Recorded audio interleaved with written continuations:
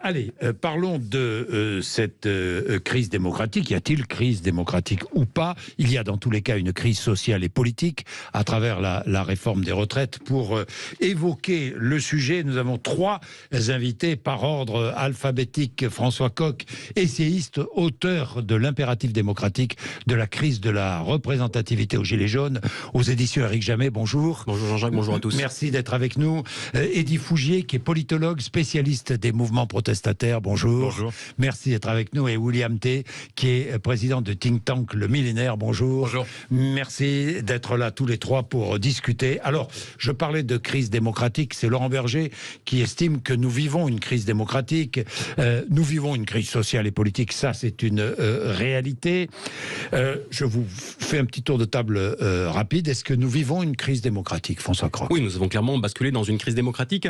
Nous étions, depuis le début de ce mouvement social, dans une situation de conflit démocratique. À partir du moment où la situation dans laquelle nous sommes depuis le mois de juin 2022 est celle de la démocratie minoritaire, qui est une situation très large. Vous savez, l'ère de la démocratie minoritaire dans laquelle nous sommes rentrés, en France, nous y sommes rentrés un petit peu partout en Europe. La majorité des pays au sein de l'Union européenne sont dirigés par des gouvernements qui sont minoritaires au sein de leur propre Parlement. Donc la France y est rendue depuis juin 2022. Et donc, en étant minoritaire, monsieur Macron et Madame Borne ont voulu faire passer une réforme qui, d'une certaine manière, était considérée par les Français comme n'ayant pas de légitimité. Donc nous étions dans un conflit démocratique et nous sommes rentrés dans une crise démocratique à partir du moment où monsieur Macron a décidé de dégainer l'article 49.3. Et donc, à partir de là, il a assumé d'aller à l'encontre non seulement d'une perspective majoritaire chez les Français, mais aussi de la perspective majoritaire au sein de la représentation nationale. Autrement dit, le hiatus de légitimité qui existe entre M. Macron et le peuple, c'est un hiatus de légitimité qui existe aussi désormais entre M. Macron et la Chambre, et l'Assemblée nationale. Alors, on reproche beaucoup, et moi je fais, et vous avez employé le terme dégainer. Dégainer, c'est la violence, c'est la force, c'est dégainer. Est-ce qu'on dégaine un 49.3 il y a aussi passer en force. Bon, tout ça ce sont des non. Mais monsieur Bourdin, monsieur Macron aurait pu faire le choix. François Coq, en fait, chacun exprès. Comment comprendre que monsieur Macron n'ait pas été au vote? La logique. Ah non, mais ça, c'est autre chose. Ah ben non, c'est pas autre chose. C'est l'emploi des mots, je parle de la sémantique. Oui, mais ce que je veux, pour expliquer, pour dire dégainer, monsieur Macron aurait pu suivre le cours logique, institutionnel et démocratique, le cheminement démocratique, comme il aime à le dire. Il aurait été au vote, il aurait gagné, il aurait perdu, il lui restait des options sur la table. Quand bien même il aurait perdu, il aurait pu se retourner vers les Français, aller au référendum. Beaucoup de députés de la majorité ont regretté d'ailleurs de ne pas aller au vote. Autrement dit, il a fait un choix, et à partir du moment où il fait un choix qui est brutal contre les Français, il a dégainé. Crise démocratique ou pas, Eddy Fougier? Oui, alors à court terme, de façon conjoncturelle, en lien avec la réforme des retraites, qu'on le veuille ou pas, il y a le sentiment au sein d'une grande partie de la population qu'il y a eu une forme de passage en force. Et le 49.3, dégainé ou pas, activé plutôt... J'aime pas trop ce mot, je m'amusais avec. Activé. D'un point de vue démocratique, tout ceci se fait dans un cadre démocratique. Il y a le 49.3, il y a la Constitution, tout ça est bien bordé. En même temps, il y a cette idée que tout ça a été un petit peu le fruit d'un passage en force, à tort ou à raison. Il y a une enquête récente via Voice pour Libération qui montre que il y a 55% des personnes interrogées qui considèrent que les libertés ont régressé en France. Donc il y a, je dirais, de ce point de vue, il y a ce sentiment qu'il y a une crise démocratique. Et au-delà de cette affaire des retraites, il y a effectivement par beaucoup d'éléments sur lesquels on reviendra certainement, le sentiment aussi que par la participation électorale, par le décalage qu'il peut y avoir entre l'offre et la demande politique, une crise de la démocratie en France. Qu'en pensez-vous, William T? Moi, je pense qu'on est en crise démocratique, mais non pas à cause de la réforme des retraites, mais à cause des raisons de l'élection d'Emmanuel Macron.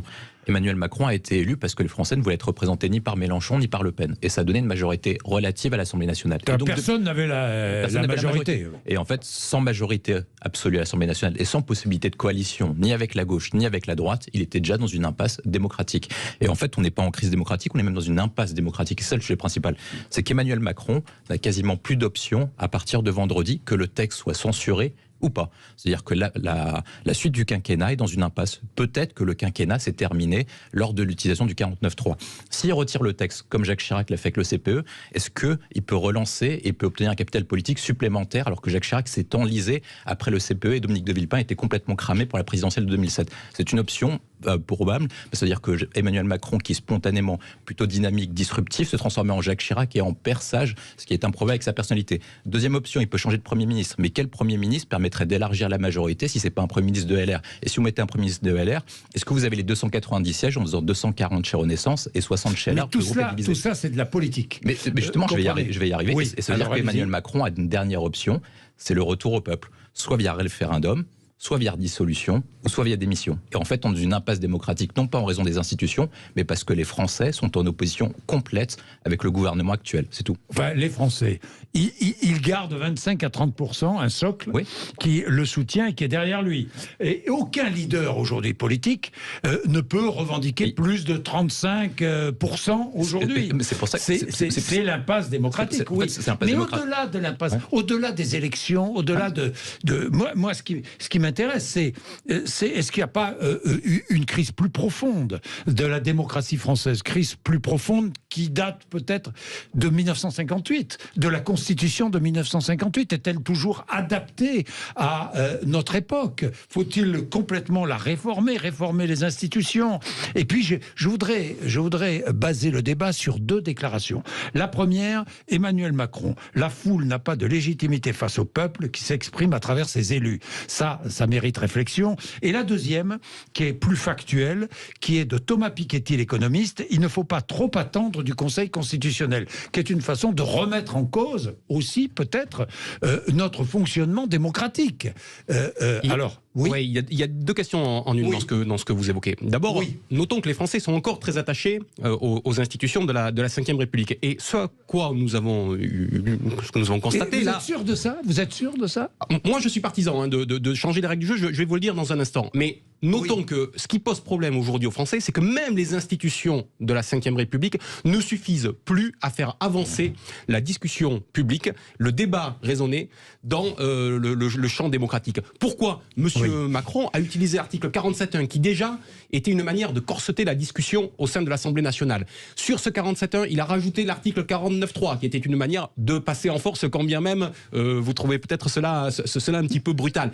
Donc non mais ce que je veux dire, c'est qu'il y a une distorsion déjà de ce qu'était la Ve République pour amener à M. Macron à continuer à diriger le pays dans cette situation de démocratie minoritaire que j'évoquais tout à l'heure. Le deuxième problème, c'est que les institutions de la Ve République datent, vous l'avez rappelé, de 1958. Elles répondaient non seulement à une période et à des préoccupations qui étaient celles de l'époque, mais à celles d'un peuple de l'époque. Aujourd'hui, n'avons-nous pas besoin... Et d'une classe politique qui ne voulait plus vivre la 4e République. Au regard des mutations que nous avons connues, n'avons-nous pas besoin de nous refonder collectivement, de redéfinir collectivement les règles du jeu, de ce qui est bien pour soi et de ce qui est bien pour tous? Est-ce qu'au moment où notre pays est si fracturé, est-ce qu'on ne peut pas se donner... Mais tout à l'heure, vous disiez les Français soutiennent les institutions. Je ne dis pas qu'ils les soutiennent. Je dis qu'aujourd'hui, dans ce paysage qui est un paysage totalement... en contradiction. Totalement à l'arrêt. Les Français se raccrochent à l'existant. Voilà. La peur, dans le saut dans l'inconnu, c'est toujours inquiétant. Alors nous verrons tout à l'heure, nous poserons la question, est-ce que les Français n'espèrent pas un pouvoir fort autoritaire? Est-ce que les Français ne demandent pas un pouvoir fort autoritaire? Attention, c'est une question qui est posée. Moi, je suis plutôt d'accord. On en parlera dans la deuxième partie. Mais vous voulez dire quelque chose, dit Fougier, et puis je voudrais que nous prenions Dominique Bourg, qui est avec nous, le philosophe. Allez-y. Alors, il y a la question institutionnelle, mais il y a effectivement la perception. Il y a une étude du CEVIPOF de Sciences Po qui vient d'être publiée, qui montre que pour 2 tiers des Français, la démocratie ne fonctionne mal. Et notamment un aspect qui n'est pas nécessairement lié de façon intrinsèque aux institutions, c'est le sentiment que les hommes politiques ne se préoccupent pas de ce que pensent les gens, de ce que veulent les gens. Alors, à tort ou à raison, mais c'est plus de 80%. Et il y a aussi 70% quasiment des Français interrogés qui considèrent à tort ou à raison que les hommes politiques sont corrompus. Alors je ne pense pas que ce soit uniquement des petites mallettes ou des choses comme ça, c'est plus cette idée qu'il y a une collusion entre les politiques et les puissants. Entre les politiques et les intérêts économiques. Donc c'est pas uniquement parce qu'on va introduire de la proportionnelle que on va résoudre cette perception, parce que sur le fond, il y a cette idée qu'il y a une partie des Français, en particulier les catégories populaires et les classes moyennes qui décrochent, pour aller vite, qui ne se sentent plus nécessairement intégrés et qui ne jouent plus nécessairement le jeu électoral. On le voit bien avec, dans ces catégories-là, beaucoup de gens qui s'abstiennent ou ne votent pas de façon systématique, ou vont choisir de zapper, électoralement parlant, choisir des partis périphériques, etc., etc. Donc c'est aussi comment on amène ces catégories-là à s'intéresser davantage à la politique et à participer au jeu électoral. C'est ça l'enjeu. Alors, il est 11h17, on va observer une petite page de pub et ensuite nous prenons en ligne Dominique Bourg, le philosophe qui est avec nous. À tout de suite. Et 11h20, est-ce que nous vivons une crise démocratique? Dominique Bourg vient se joindre à notre débat. Bonjour Dominique Bourg.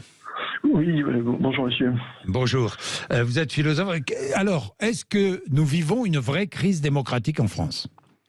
C'est pour le moins, tous vos invités vous le disent. Moi, j'ajouterais à ça qu'on vit aussi une dérive illibérale, et ça vient d'être souligné. C'est-à-dire qu'on a vraiment l'impression, si vous voulez, d'un pouvoir qui utilise tous les moyens à sa disposition, y compris la répression policière, pour faire passer des intérêts minoritaires de court terme. Il n'y a pas que la réforme des retraites. Si vous voyez ce qui a été fait en matière de pêche, si vous voyez ce qui a été fait avec la volonté de prolonger contre l'ANSES, donc contre l'agence qui est censée veiller au risque des pesticides, alors même qu'on sait que l'état sanitaire de l'eau en France est pas optimal, et c'est le moins qu'on puisse dire. Vous avez eu la manière dont a été menée l'affaire de Sainte-Soline, vous avez la mise en cause de la Ligue des droits de l'homme, etc. Donc on a vraiment quelque chose de libéral. Je rappellerai simplement, si vous voulez, que ça vient d'être dit d'ailleurs, que en fait, le 49.3, ça n'est que la Constitution française. Il n'y a aucune constitution au monde qui permet un processus de cette sorte. En plus, on y a rajouté, c'était dit aussi, le 47.1. Donc je vous dis, on prend la trousse à outils et on emploie tout ce qui est à sa disposition pour faire passer, parfois légitimer, des intérêts qui sont ultra minoritaires.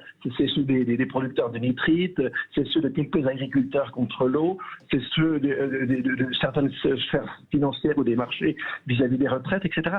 C'est constant. Donc, mais effectivement, il y a une crise qui est très très profonde. Et évidemment, la Ve République, dans ce contexte-là, elle paraît très clairement remise en cause parce qu'elle donne un pouvoir complètement fou à un petit nombre d'hommes et essentiellement à un seul individu. Oui, mais Dominique Bourg, il y a responsabilité, que vous soulignez, d'Emmanuel Macron, donc de l'État en place, de cet État libéral, dites-vous. N'y a-t-il pas aussi une responsabilité de l'opposition qui, elle-même, finalement, conteste la démocratie, le fonctionnement de notre démocratie? Quand je vois la contestation, je citais l'exemple et la phrase de Thomas Piketty tout à l'heure, il ne faut pas trop attendre du Conseil constitutionnel. Ça veut dire qu'il met en cause indirectement peut-être la probité et l'intégrité de ses membres. Quand je vois Jean-Luc Mélenchon qui dit que peu importe les décisions du Conseil constitutionnel, est-ce qu'il n'y a pas là non plus une atteinte à notre démocratie ?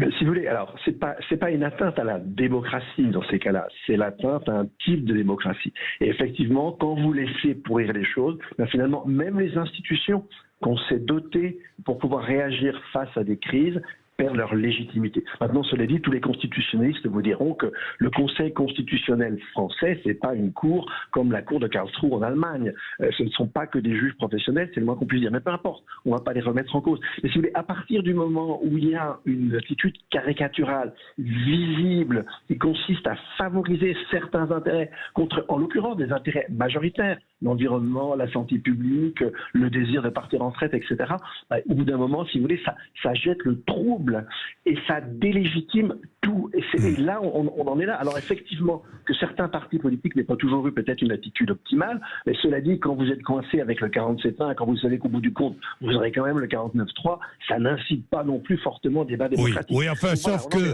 l'hypocrisie règne en maître, majorité-opposition confondue, chacun sachant que le temps des débats était limité, hein, franchement.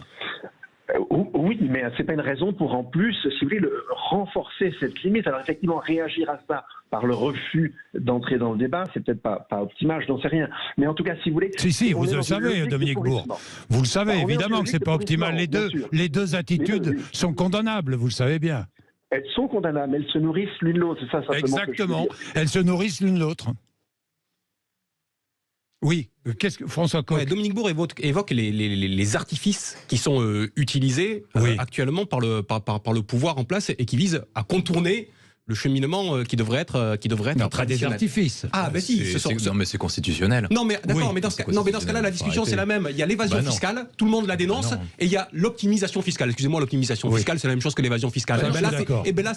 Là c'est exactement la même chose. C'est exactement la même chose. Aujourd'hui dans le champ démocratique, dans un cas vous êtes un délinquant. Permettez-moi d'aller. Parce que nous avons franchi une nouvelle étape. Vous allez répondre. Nous avons franchi une nouvelle étape à partir du moment où ils usent de tous les artifices à leur disposition et qu'ils voient que ça ne suffit pas, ils décident d'aller plus loin. Il ne vous a pas échappé qu'il y a quelques jours, une députée du groupe Renaissance de M. Macron, Olga Givernet, a déposé une proposition de loi qui vise à faire en sorte que si un projet de loi ou une proposition de loi comme celle que nous avons connue sur les retraites n'était pas adoptée et n'arrivait pas à aller au bout de son cheminement parlementaire, les présidents de l'Assemblée nationale et du Sénat, conjointement, pouvaient faire en sorte de réunir le Congrès pour la faire adopter. Typiquement, c'est ce qui aurait permis à M. Macron de faire adopter la réforme du retraite, puisqu'il aurait pu pondérer les voix de l'Assemblée nationale, représentation du peuple, par les voix du Sénat, représentation des territoires. Autrement dit, ces gens-là nous proposent aujourd'hui de trafiquer un petit peu encore la Constitution,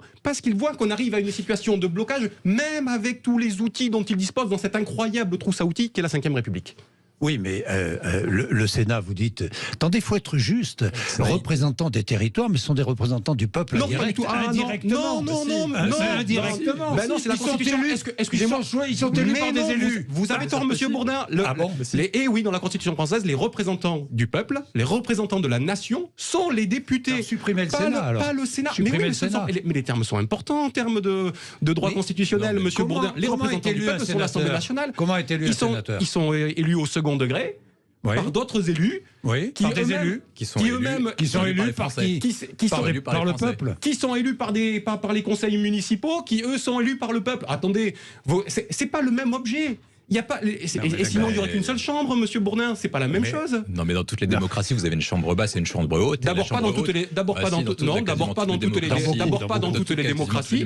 Et aujourd'hui, si la question est la place du Sénat, doit être posée. Pour ma part, je dis oui. Vous avez parlé longtemps, mais je vais vous répondre sur l'ensemble des points. Déjà, la différence entre quelqu'un qui fait de l'optimisation fiscale et quelqu'un qui fait de l'évasion fiscale, c'est qu'il y en a un, c'est un délinquant, et l'autre, c'est juste immoral. Donc c'est complètement différent. L'autre, il est une cravate. Dans un cas, l'autre devrait aller en prison, dans l'autre cas, c'est juste condamnable moralement. Ça, c'est le premier point. Ensuite, après, est-ce que le gouvernement a le droit d'utiliser la Constitution de la Ve République, qui a été adoptée majoritairement par les Français en 1958 par un très large référendum? Oui. Et ensuite, après, quand vous prenez l'ensemble des dispositions, quelle est l'alternative que vous proposez? Avec la fragmentation en trois du corps politique, ça veut dire un bloc de gauche, un bloc central et un bloc d'extrême droite. Et bien, si par cas, vous n'avez pas l'utilisation de la Constitution de la Ve République, le pays est ingouvernable. Ça veut dire que si par cas, on est dans une démocratie comme en Allemagne ou comme au Royaume-Uni, Elisabeth Borne ne serait plus première ministre depuis les élections législatives. Surtout qu'en France, on ne sait pas ce qu'est le compromis et nous, ce qu'on souhaite en France, c'est pouvoir gouverner. On attend d'un chef qui puisse gouverner, donner une direction. Ça, on en parlera quand vous regardez le dernier sondage, ça montre que Marine Le Pen est en tête des élections pour gouverner. Et moi, je pense que ce qui est important pour Emmanuel Macron et ce qui est important pour la démocratie française, c'est de pouvoir, répondre, comme vous l'avez dit, aux préoccupations des citoyens. Et pour répondre aux préoccupations des citoyens, il faut pouvoir gouverner, mettre de l'action. Et les citoyens attendent non pas de la démocratie, mais davantage de l'action et des résultats. Eddy Fougier. Écoutez, moi je pense qu'il ne faut pas, encore une fois, se focaliser uniquement sur les institutions. Et parce qu'on va chercher le petit truc pour réformer les institutions, le mode de scrutin, est-ce qu'il faut introduire ça ou ça?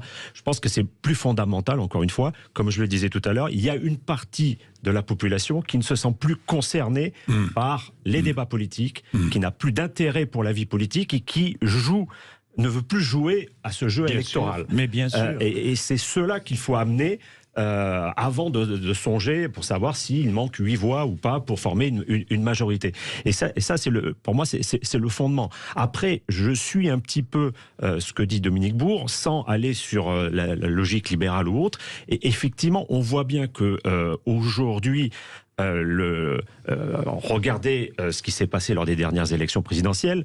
regardez l'hypothèse de François Hollande. Il voulait arriver en face de Marine Le Pen parce qu'il était quasiment assuré d'être réélu potentiellement. Donc aujourd'hui, effectivement, on voit bien que là, d'un point de vue politique, pas d'un point de vue institutionnel, les dés sont un petit peu pipés. C'est-à-dire qu'on sait très bien que l'un des moyens pour les partis de gouvernement de rester au pouvoir, c'est d'avoir Marine Le Pen face à eux.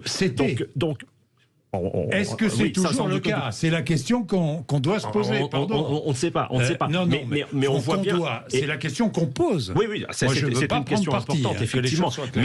Mais là, on n'est pas sur des dimensions institutionnelles. On est sur des dimensions politiques. Et quand on voit juste entre 2012 et 2022, 2012, Sarkozy, Hollande, ils font 20 millions de voix. Hidalgo, Pécresse, 10 ans plus tard, elles font 2 millions de voix, un peu plus de 2 millions de voix. Donc il y a bien eu un effondrement à un moment donné qui n'a rien à voir avec les institutions, qui a à voir avec d'autres dimensions. Et sans aucun doute, sans faire de procès à Emmanuel Macron, on sait très bien, et là je parle sous votre contrôle, mais on sait très bien que quand il y a un parti du centre à un moment donné qui est dominant, ça favorise automatiquement les extrêmes de part et d'autre. Le parti du centre, on se demande où il est, parce que c'est... Oui, alors maintenant qui n'est plus nécessairement considéré comme toujours du centre. Et puis vous avez une autre dimension, vous l'avez dit aussi, c'est l'incapacité que l'on a à nouer des coalitions. Parce que le réflexe qu'on a en France, et ça c'est lié à la fois à l'état d'esprit, lié à une interprétation des institutions, c'est qu'on est minoritaire et on se dit on va passer avec le 49-3 et on ne cherche pas nécessairement à avoir des coalitions politiques, y compris sur la réforme des retraites par exemple. Mais c'est pas uniquement que sur le gouvernement, c'est parce que la France traditionnellement est sur une culture de conflit depuis la Révolution française. C'est-à-dire que lorsque vous avez des syndicats, les syndicats, à la différence de l'Allemagne, ne sont pas dans une culture de coalition ou de compromission ou de co-construction de projets, par exemple avec le patronat, ce que vous avez en Allemagne. Et c'est la même chose que vous retrouvez dans l'ensemble des institutions politiques, sociales. On n'est pas dans une social-démocratie traditionnelle comme ce que vous avez en Allemagne, dans les pays nordiques. Vous êtes plutôt à chaque fois dans la même chose en France, c'est qu'un pouvoir gagne et l'impose par rapport au reste. Il est 31. Je suis obligé d'observer une petite pause. Je vais encore poser une ou deux questions à Dominique Bourg, puis je vais le remercier pour son intervention, parce qu'il est loin de nous. C'est moins facile de participer à un débat quand vous êtes un peu éloigné. Il est 11h31, à tout de suite. Il est 11h34. Dominique Bourg, que vouliez-vous dire? Allez, je vous donne la parole en premier. Oui, très, très, très rapidement. Les institutions, c'est une chose, mais c'est évidemment pas tout, mais elles peuvent peut-être aussi soit améliorer, soit en fait empirer une situation. Pour l'heure, elles empirent la situation. Et c'était remarqué tout à l'heure, si vous voulez, ce qui est extrêmement important, c'est le fait que vous ayez quand même une majorité, enfin pas une majorité, mais une part très importante du corps électoral qui ne fait plus partie du corps électoral, tout simplement parce qu'ils ont l'impression de ne pas être représentés. Et c'est évidemment pas en recourant à l'astuce de réunir le Congrès qu'on va répondre à ces sentiments. On va hyper le renforcer. Et on va renforcer la violence dans cette société. Donc il y a une manière, c'est dans la façon dont se conduit le pouvoir aujourd'hui, il ne cesse de jeter de l'huile sur le feu, sur une crise démocratique qui pourrait déboucher sur quelque chose de violent. Et la violence est déjà un petit peu là. Moi, ça m'inquiète énormément. Bien, merci beaucoup Dominique Bourg d'avoir été avec nous, de nous avoir fait part de vos réflexions. Alors nous continuons notre débat tous les trois et avec nos auditeurs 0826 300 300 si vous voulez intervenir évidemment. Il est 11h35. Moi j'ai lu, je ne sais plus dans quel débat, sur quel journal, ces mots de Paul Reynaud, l'ancien président. La France est au Parlement et nulle part ailleurs. En fait, la France, elle n'est pas au Parlement, elle est partout ailleurs là aujourd'hui. Oui, ce que nous constatons depuis maintenant plusieurs années, c'est qu'il n'existe plus de dynamique dans le champ institutionnel. Les seules dynamiques que nous avons constatées dans notre pays, elles ont lieu hors du champ institutionnel. Je pense aux Gilets jaunes en 2018-2019. Je pense à ce que nous connaissons actuellement sur le mouvement contre la réforme des retraites. Je pense y compris à ce que nous avons connu à certains moments pendant la crise Covid. Il y a eu des dynamiques populaires qui se sont mises en place sur certains sujets. Dans le champ institutionnel, il existe nulle part des dynamiques. Le champ institutionnel est à l'arrêt. Très à droite sur les réseaux sociaux, par exemple. Il y a des dynamiques. Oui. Réel. Non mais la dynamique, c'est pas uniquement en France, c'est dans toutes les sociétés occidentales. Toutes les crises de sociétés occidentales, c'est-à-dire que la crise française qu'on traverse en démocratie traverse tous les pays occidentaux. Donc c'est une crise de la démocratie dite libérale. C'est vrai, quand vous dites, vous avez une démocratie directe, et ce qui s'est passé aux États-Unis, de toute façon, ça arrivait à peu près au même moment. Vous avez l'émergence du populisme dans les années 2010, avec l'élection de Donald Trump, de Boris Johnson, du Brexit, etc. Vous avez en clair une classe moyenne qui est en opposition avec la démocratie et les régimes institutionnels, et qui font élire des populistes d'extrême gauche ou d'extrême droite pour les porter au pouvoir, qu'ils puissent les représenter et accéder au jeu démocratique. En termes de démocratie directe, c'est toutes les institutions qui sont délégitimées. C'est pas uniquement le pouvoir gouvernemental d'Emmanuel Macron. Les syndicats sont délégitimés. En décembre dernier, vous aviez la grève de la SNCF, c'était une grève directe. Également pour les médecins qui sont organisés en collectif. Vous avez de plus en plus de collectifs qui s'organisent parce que l'ensemble des Français n'ont plus confiance en leurs représentants, qu'ils soient gouvernementaux, syndicaux et sur l'ensemble des champs. Et dans cette crise démocratique, les partis qui contestent le pouvoir ou qui veulent évidemment gagner le pouvoir, je pense à LFI et je pense au RN, se retrouvent. Et parfois, leurs électeurs se regroupent. Oui, non, mais le sujet essentiel, c'est qu'avec une tripartition de l'offre politique, vous ne pouvez pas répondre à la crise démocratique parce qu'il n'y a aucun projet qui peut rassembler plus de 50% des Français. Et c'est quasiment impossible. Et c'est ça le sujet essentiel. C'est-à-dire qu'en fait, on essaie de réformer les institutions à chaque fois pour répondre à un problème qui est plus profond. La société française est fracturée. Elle est fragmentée. Jérôme Fouquet parle d'archipel français. Et comme il n'y a aucune personnalité politique, il n'y a pas de général de Gaulle, il n'y a pas de Napoléon, capable de rassembler largement les Français dans un grand projet et derrière une grande majorité, c'est pour ça qu'on arrive à une crise démocratique. Et moi, je pense que le sujet essentiel, c'est non pas réformer les institutions, parce que nos institutions nous permettent d'éviter de retourner aux urnes toutes les années et nous permettent de gouverner. Il faut juste que la classe politique soit en capacité d'établir et de réfléchir à un nouveau projet adapté aux nouvelles mutations mondiales. On n'est plus sur le même changement en termes de géopolitique. On a eu le retour du tragique en Europe avec la guerre en Ukraine. On va rentrer dans un conflit entre la Chine et les États-Unis qui vont réorienter et requalifier le monde. La société du travail n'est plus la même que dans les années 60 avec la crise Covid qui ont montré que maintenant les gens ont besoin de mobilité à la fois dans leur carrière et en termes de mobilité géographique. Et les rapports entre les hommes et les femmes ne sont pas les mêmes, notamment avec l'émergence de nouveaux sujets. Le rapport à l'écologie et avec la planète n'est pas la même. Et par rapport à ces nouveaux enjeux, vous avez une classe politique qui est complètement dépassée et qui fait un jeu politique uniquement à une seule condition, c'est parce qu'ils savent depuis juin dernier que la dissolution est proche et donc du coup ils se contentent de parler à leur base électorale en vue de sauver leur propre siège de député plutôt que d'essayer d'élargir et de parler à l'ensemble des Français. Et d'y fouger. Il est important aussi, au-delà des institutions et de la classe politique, de réhabiliter un certain nombre d'institutions intermédiaires qui sont la base de la démocratie. Et on voit bien la défiance par rapport aux médias. Il y a beaucoup d'enquêtes qui... à juste raison. Et donc ça, c'est un élément... Je suis le premier critique Il y a une enquête récente sur l'utilité des médias. Effectivement, c'est la base. Les médias font partie de la base de la démocratie. L'accès à l'information, l'accès à une information vérifiée. Autre institution essentielle et qui est complètement dévalorisée, ce sont les partis politiques et les syndicats. Et là, je vous ai parlé de cette enquête du Cevipof. C'est une enquête internationale. On demande aux gens quels sont les meilleurs moyens de s'exprimer pour vous en tant que citoyen. Et il y a seulement 6% des personnes qui répondent le syndicat et seulement 7% qui répondent les partis politiques. C'est 2 à 3 fois moins qu'en Allemagne, en Italie ou en Grande-Bretagne. Donc il y a un problème à ce niveau-là aussi. Et ils préfèrent s'exprimer dans la rue plutôt que par des syndicats ou par des partis politiques. Et la base, encore une fois, de la démocratie, c'est quand même le parti politique. C'est eux qui fournissent des candidats pour les élections. C'est eux qui sont censés faire remonter du terrain un certain nombre d'idées et proposer des idées. Là, je vous suis sur le fait que les idées aujourd'hui viennent plus de la société civile que des partis politiques et les médias. Donc ce sont des éléments très importants aussi qui n'ont rien à voir avec les institutions, qui doivent être réhabilités d'une manière ou d'une autre et c'est à eux de faire le travail aussi. Alors, je suis frappé. Vous voulez ajouter quelque chose, François Coq ? Non.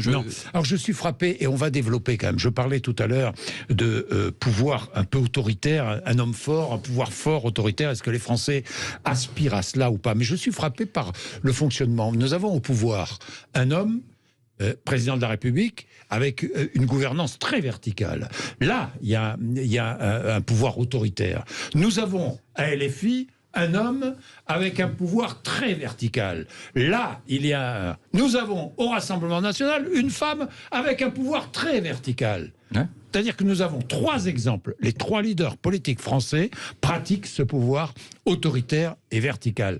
Ça mérite réflexion peut-être, non ? Non, mais c'est l'histoire de la France depuis la Révolution française. Les Français ont toujours une contradiction. C'est-à-dire qu'en période de paix, on préfère l'horizontalité, la discussion et la collaboration. En gros, c'est ça. C'est-à-dire qu'il faut discuter, parlementer, etc. Mais lorsqu'il faut gérer les cas de crise, et nous sommes en cas de crise à tous les niveaux, économique, social, démocratique, etc., on veut un pouvoir fort. La difficulté qu'on a, à la différence des autres, c'est qu'il n'y a aucun pouvoir capable de faire rassembler plus de 50% des Français. Et c'est ça la crise démocratique. Parce que les institutions de la 5e sont imaginées pour faire face à la bipolarisation entre deux partis à 50-50. Là, on a 3 partis et c'est ça le véritable sujet. Mais ensuite, après, sur la question que vous posez sur est-ce qu'il faut un pouvoir fort, est-ce qu'il faut changer les institutions, moi je pense que les institutions collent exactement à ce que souhaitent les Français. Comme vous l'avez dit, les électeurs de gauche ont mis Mélenchon en tête des représentants de gauche. Les électeurs centristes ou partis de gouvernement ont mis Macron en tête des partis de gouvernement. Et parmi les électeurs de droite ou de droite nationale radicale, ils ont mis Marine Le Pen qui effectivement est une femme autoritaire. Et ils collent à la conception de la 5e République, et je pense que les institutions de la 5e et ce que souhaitent les Français, ils cherchent un pouvoir fort, capable de gouverner et mettre une direction au pays. Bon, alors on va développer, parce que ça c'est très très intéressant. Il est 11h42, il faut observer une petite page de pub à tout de suite. Bien, nous terminons avec ce débat autour de la démocratie en France. Eddy Fougier, vous avez des chiffres à nous faire partager. Alors toujours les mêmes chiffres du CEVIPOF. Il y a, pour 29% des Français, effectivement, il y a la volonté d'avoir un homme fort qui ne respecte pas toujours les institutions. Pour 19%... Attendez, je m'arrête là.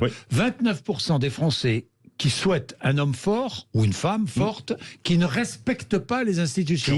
Qui dans une logique d'efficacité, ne passe pas toujours par le canal des institutions. C'est un autocrate. Non, mais ce qu'on appelle une démocratie libérale, c'est Orban, quoi. C'est voilà. Orban en Hongrie. Dites-moi, il y a beaucoup de Français qui sont admiratifs de Poutine, hein. Ne nous l'aurons pas. Hein. Peut-être un peu plus avant la guerre, mais bien sûr. On l'entend. Oui, on l'entend. La phrase. Et on le lit sur les réseaux sociaux. On l'entend. On le lit sur les réseaux sociaux. Bien sûr. C'est pas compliqué. Bien sûr. Continuez alors. Et puis il y a 19% des Français dans cette même étude qui souhaiteraient que l'armée dirige le pays.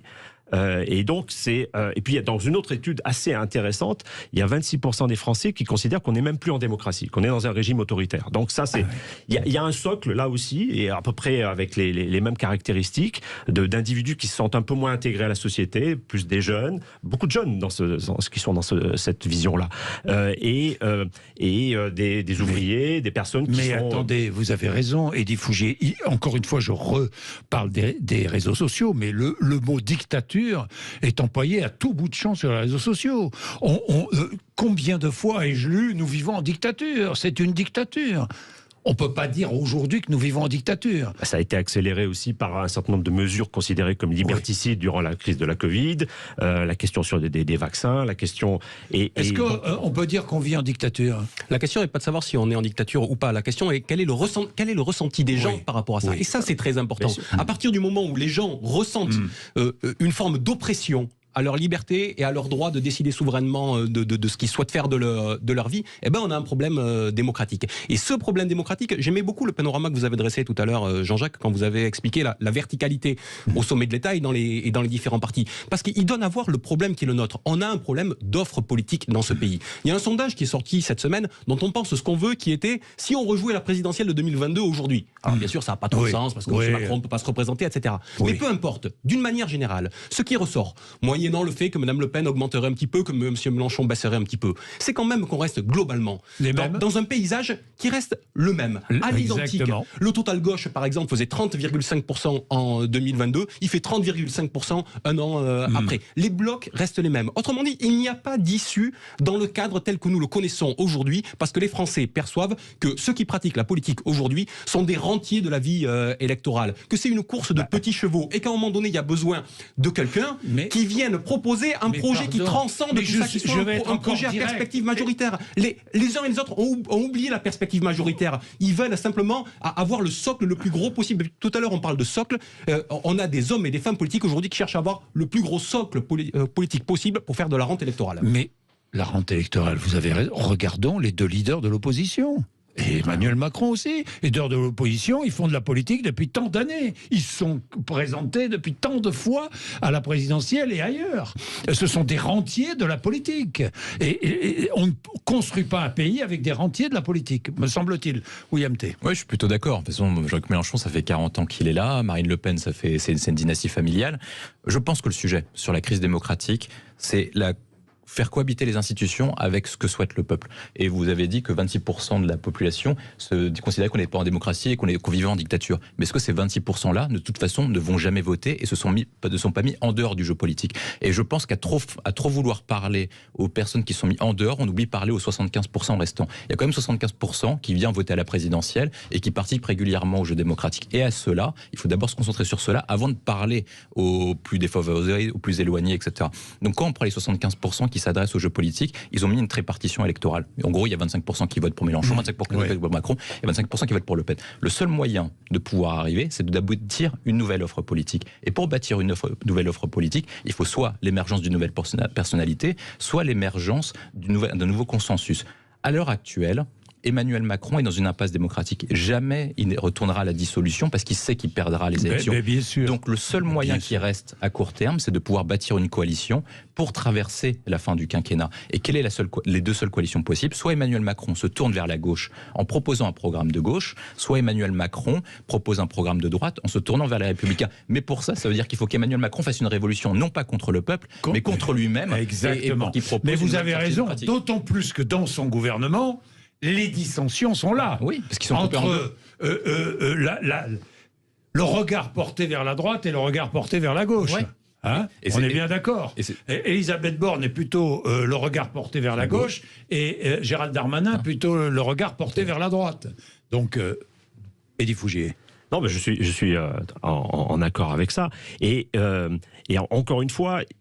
les enquêtes vous parlez de Thomas Piketty, mais les enquêtes qu'il a pu mener, pas sur les inégalités, mais sur les partis politiques dans beaucoup de pays, montrent qu'aujourd'hui, en gros, dans les années 50, les partis de droite attiraient les personnes qui étaient diplômées, et les partis de gauche attiraient les personnes qui n'étaient pas diplômées. Tout ça a volé en éclats. Aujourd'hui, la plupart des partis de droite dits de gouvernement attirent toujours des populations diplômées et les partis de gauche attirent eux aussi des populations diplômées. Donc, où sont les non-diplômés? Où sont les catégories populaires? Elles sont ailleurs, soit elles ne votent pas, soit elles votent pour des mouvements dits populistes de droite ou de gauche. Donc, c'est ça. Et donc, là, cette question de l'offre politique est absolument essentielle. Alors après... comment faire en sorte que cette offre politique soit... D'autant qu'il y a un élément, Dominique Bourri faisait référence de façon implicite, à mon avis, un facteur supplémentaire qui rend l'intégration des catégories populaires difficile, c'est cette question de la transition écologique. Parce qu'on voit bien que c'est très compliqué d'emmener des personnes qui appartiennent à ces catégories dans cette transition écologique qui est perçue d'une manière ou d'une autre comme une forme d'adaptation. Ça, c'est une autre dimension intéressante qui prend de plus en plus d'importance. Vous parliez de consensus. Aujourd'hui, la dimension écologique ne dépasse pas les clivages.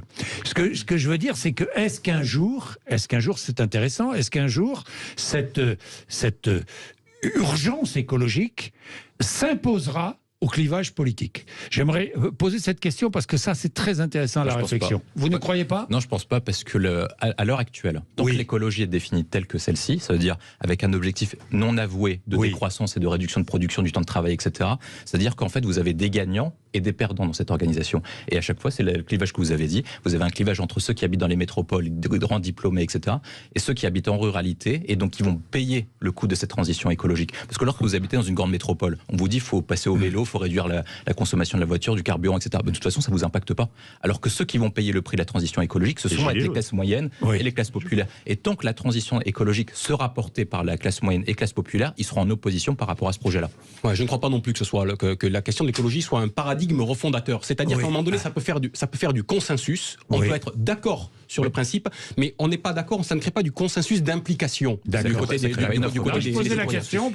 et je rajoute par rapport à la discussion que nous avons qu'on a quand même deux verrous qui posent un problème pour refonder la vie politique et justement pour essayer de retrouver un consensus politique nouveau. C'est que c'est la monarchie présidentielle à laquelle nous sommes confrontés. Et ça, c'est extrêmement puissant. Le rôle que nous avons avec Constitution de 58. Non, de l'élection présidentielle 1962 déjà, et surtout le tournant majeur qui est l'inversion du calendrier électoral. C'est-à-dire qu'à partir du moment où le Parlement est totalement inféodé à l'élection présidentielle qui lui précède, Ce qui n'est pas le cas maintenant. Bah si, c'est totalement le cas aujourd'hui. L'Assemblée n'est pas FED à Emmanuel Macron actuellement. Elle n'est pas FED à Emmanuel Macron, mais d'une manière ou d'une autre, le vote qui suit est la résultante de l'élection présidentielle. Et même ici, c'était la résultante du vote du mois de mai. Le vote du mois de juin en législative était la résultante du mois de mai. Donc tout ça rend beaucoup plus difficile de proposer une nouvelle offre politique. Regardez pendant la présidentielle de 2022, certains s'y sont essayés et ils ont échoué. Alors on peut revenir sur leurs échecs. À droite, M. Zemmour, qu'on le veuille ou non, a essayé de proposer une forme de nouvelle offre politique, il a échoué. En son temps, M. Montebourg a essayé de ne pas rentrer dans la logique des partis et il a été rattrapé par la patrouille et sa candidature a été pour le moins éphémère. Donc c'est quand même une drôle de machine, l'élection présidentielle, et ça lisse beaucoup les choses. Oui, mais moi je serais plus optimiste que vous parce que les Français voulaient la proportionnelle. Ils ne l'avaient pas eu dans le cadre institutionnel et démocratique. C'est-à-dire que ni le Sénat ni l'Assemblée nationale ne voulaient mettre la proportionnelle. Les Français ont imposé la proportionnelle de fait lors des dernières élections législatives. Si vous mettez la proportionnelle, vous avez exactement la même répartition à l'Assemblée nationale. Et donc, est-ce qu'il n'est pas possible qu'en vue de la prochaine élection présidentielle ou en vue de la prochaine échéance, si par cas il y a une crise majeure, que les Français se saisissent eux-mêmes et proposent une offre politique ou choisissent quelqu'un qui fasse émerger une nouvelle offre politique. Parce qu'on a vu que les Français étaient de plus en plus intelligents en termes sociaux et en termes politiques. Ils se sont adaptés. Ils ont compris qu'avec le fait que on a le même calendrier présidentiel et législatif, il y avait une coagulation des pouvoirs entre président de la République et pouvoir législatif. Ils voulaient un contre-pouvoir au président de la République élu Emmanuel Macron. Ils lui ont mis un contre-pouvoir avec une majorité relative. Alors maintenant, connaissant cette impasse démocratique, est-ce qu'ils ne vont pas faire en sorte que les trois rentiers du système actuel, qui profitent le plus du système actuel, c'est-à-dire Emmanuel Macron, Jean-Luc Mélenchon et Marine Le Pen, ne soient pas balayés en vue de la prochaine élection présidentielle? C'est la question que je pose. Un mot, Eddy Fougier, de la fin. Mais je pense qu'il faut aussi des respirations démocratiques entre l'élection présidentielle et la vie courante. Et il y a des initiatives qui sont intéressantes, alors qui amènent à des discussions, mais par exemple les conventions citoyennes, on le voit bien en ce moment avec la convention sur la fin de vie, la convention sur le climat, bon, ça a été un petit peu compliqué, surtout la partie finale, mais tout ce qui a trait à la démocratie participative, il y a la question du Sénat, certains disent, ça a été testé en Belgique, un Sénat citoyen, avec des gens tirés au sort et une assemblée permanente. Il y a beaucoup de réflexions qui existent aujourd'hui, qu'il faut mettre sur la table. Quand vous regardez la liste, l'OCDE fait une liste de toutes les initiatives citoyennes qui existent, de tous les collectifs. C'est plusieurs dizaines. Donc, entre le changement institutionnel, la 6ème République et puis le citoyen, il y a peut-être aussi des respirations à prendre. Bien, merci messieurs. Débat absolument passionnant. Je vous remercie parce que très bonne tenue et on peut échanger des idées sans s'insulter. Et c'est ce que j'aime ici. C'est l'objectif. François Coq, merci beaucoup. Merci vraiment. Eddy Fougier, merci. William T, merci d'être venus tous les trois pour participer à ce débat.